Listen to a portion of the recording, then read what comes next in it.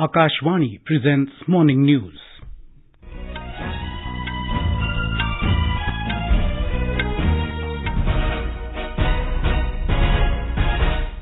Good morning, I'm Sunil Verma. The headlines. Prime Minister Narendra Modi to flag off Guwahati-New Jalpaiguri Vande Bharat Express in Assam today. Prime Minister meets Chief Ministers and Deputy Chief Ministers of BJP-ruled states in New Delhi. ISRO to launch its next generation navigational satellite NVS-1 from Sriharikota this morning. Cambodian King Norodom Sihamoni to arrive in New Delhi today on a 3-day visit to India. Turkiye President Recep Tayyip Erdogan wins presidential election in runoff vote.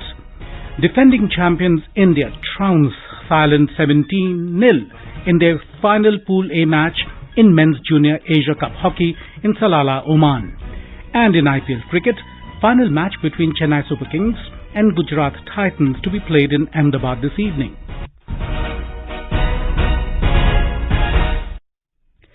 Prime Minister Narendra Modi will flag off Assam's first Vande Bharat Express in Guwahati today at 12 noon via video conferencing. The train will connect Guwahati with New Jalpaiguri. On regular days, the train will start from Guwahati at 4:30 p.m. and will reach New Jalpaiguri at 10 p.m. It will operate on all days except Tuesday. It will save about 1 hour of journey time as compared to the current fastest train connecting both the places. Talking to Akashvani News, CPRO of New East Frontier Railway, Sachi Day said that the new train will cover the distance of 411 kilometers. Today we are getting this Guwahati-New Jalpaiguri Vande Bharat. This is Northeast first Vande Bharat. This train covers a distance of around 411 kilometers in a span of 5 hours 30 minutes. The next fastest train is Rajdhani, which takes 6 hours 30 minutes. And on an average, any train takes around 7.5 hours. So we are having a time saving of around 1.5 to 2 hours in this journey. Today is the inaugural run. We are expecting the commercial run to start by 31st of May. Executive class fare will be around 2,300 and that of chair cars will be that of 1,400. Our correspondent has filed this report. The Vande Bharat Express will have stoppages at Kamaikha, New Bongaigaon, Kokrajhar, New Alipurdwar and New Coach Bihar. The initiative is expected to boost tourism in the region by providing travel with speed and comfort to the people. The Prime Minister will also dedicate 182 route kilometers of newly electrified sections. This will help provide pollution-free transportation with trains running at higher speed and reduced running time of the trains. It will also open the doors for trains running on electric traction to enter Meghalaya. Mr. Modi will also inaugurate a newly constructed diesel-electric multiple unit and mainline electric multiple unit shed at Lamding in Assam. Devobrat Datta, Akashvani News, Guwahati. Prime Minister Narendra Modi held a meeting with Chief Ministers and Deputy Chief Ministers of BJP-ruled states at the party headquarters in New Delhi last evening. BJP National President JP Nadda and Union Home Minister Amit Shah also attended the meeting. In a tweet, Mr. Modi said he had a constructive meeting with BJP Chief Ministers and Deputy Chief Ministers. He said they discussed ways for accelerating development and ensuring the welfare of the citizens. The Prime Minister said the Chief Ministers and Deputy Chief Ministers shared their valuable insights during the meeting as well. Indian Space Research Organisation, ISRO, will launch its next-generation navigational satellite, NVS-1, this morning.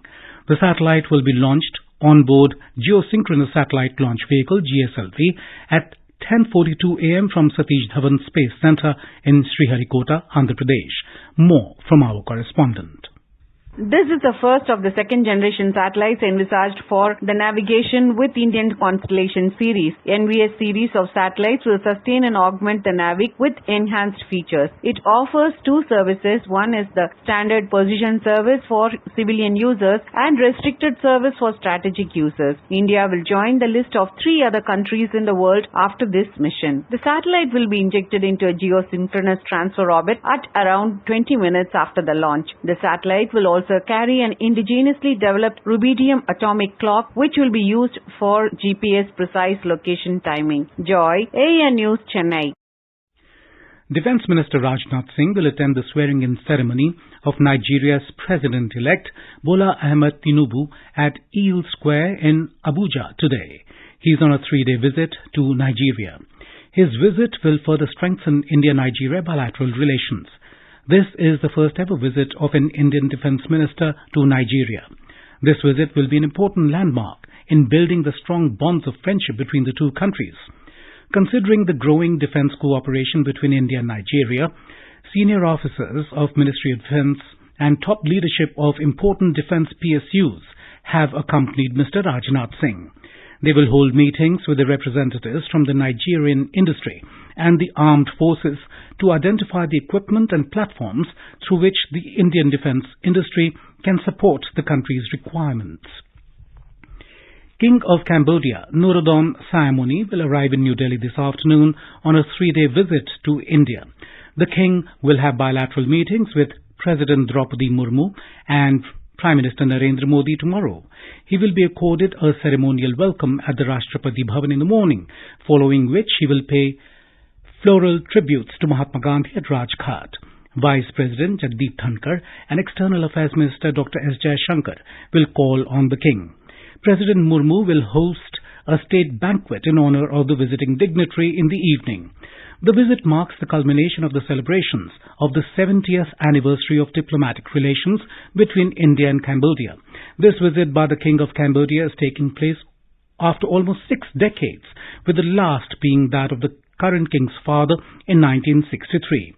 Our correspondent reports India and Cambodia enjoy warm and friendly relations marked by civilizational, cultural and economic linkages and deep-rooted people-to-people ties.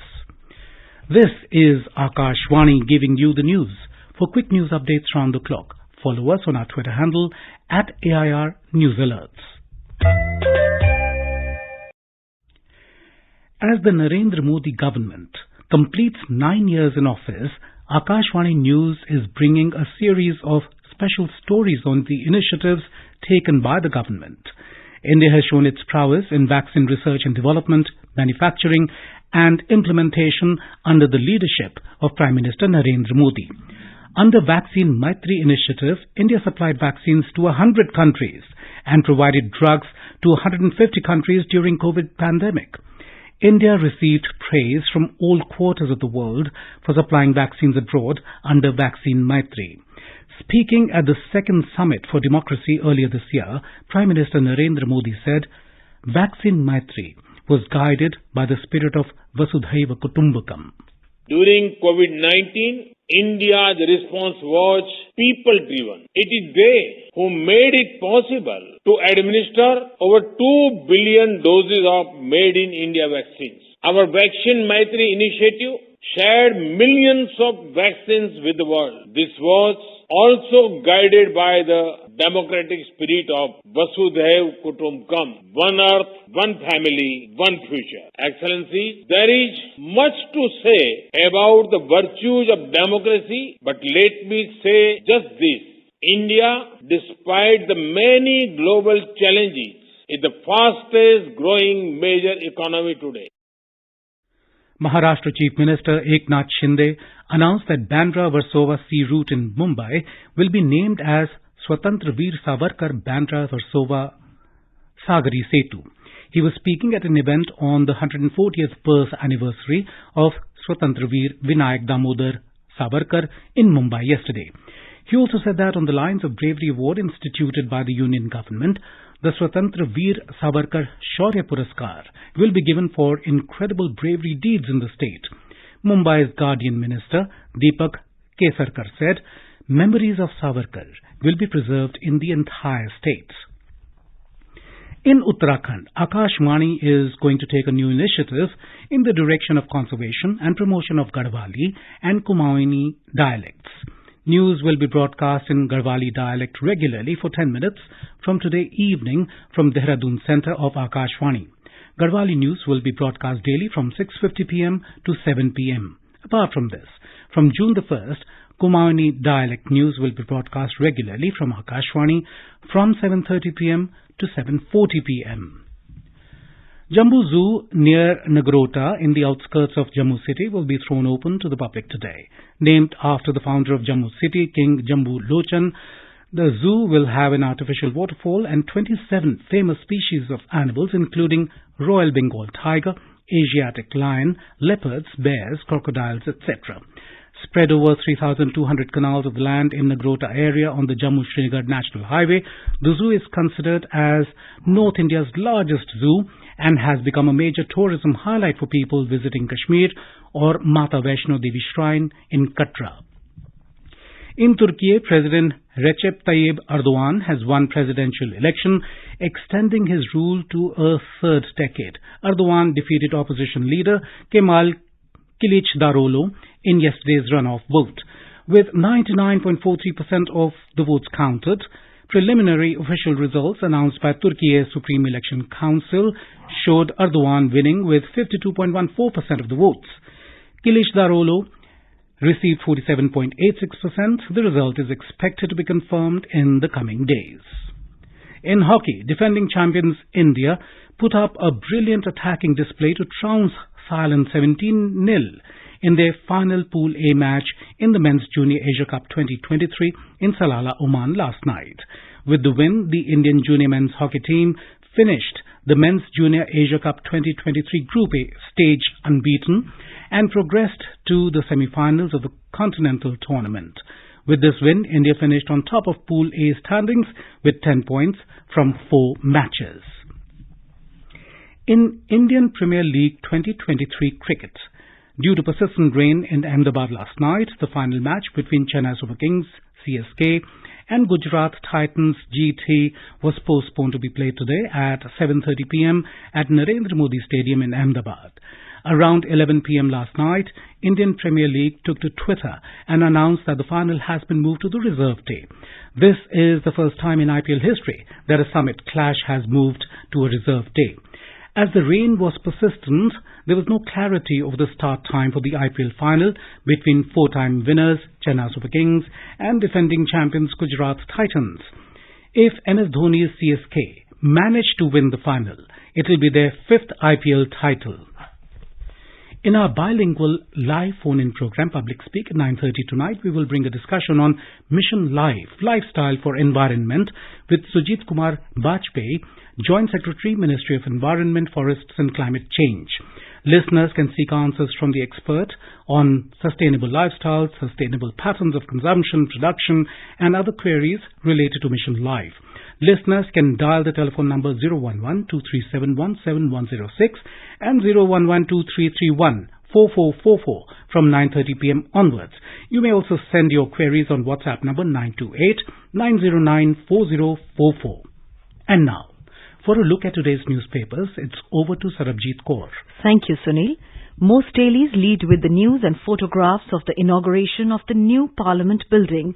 Modi opens new Parliament amid Vedic rituals, dedicates it to poor, reads the Asian Age headline.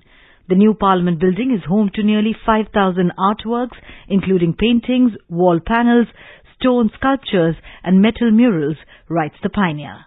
In another step towards integrating the three armed forces, Army officers have been cross-posted to Indian Air Force and Navy units, reports the Tribune. Manipur Chief Minister says 40 extremists have been killed in encounters with security forces, reports the Hindu. Container prices on the boil for the last 3 years, disrupting freight rates and trade, crash 40%, giving much-needed relief to Indian companies, informs the Times of India. And with that, it's back to you, Sunil. Thank you, Sarabjit. And now, before we end the bulletin, the headlines once again. Prime Minister Narendra Modi to flag off Guwahati-New Jalpaiguri Vande Bharat Express in Assam today. Prime Minister meets Chief Ministers and Deputy Chief Ministers of BJP-ruled states in New Delhi. ISRO to launch its next-generation navigational satellite NVS-1 from Sriharikota this morning. Cambodian King Norodom Sihamoni to arrive in New Delhi today on a 3-day visit to India. Turkiye President Recep Tayyip Erdogan wins presidential election in runoff vote. Defending champions India trounce Thailand 17-0 in their final Pool A match in Men's Junior Asia Cup Hockey in Salalah, Oman. And in IPL cricket, final match between Chennai Super Kings and Gujarat Titans to be played in Ahmedabad this evening. And with that, we end the morning news. Have a nice day.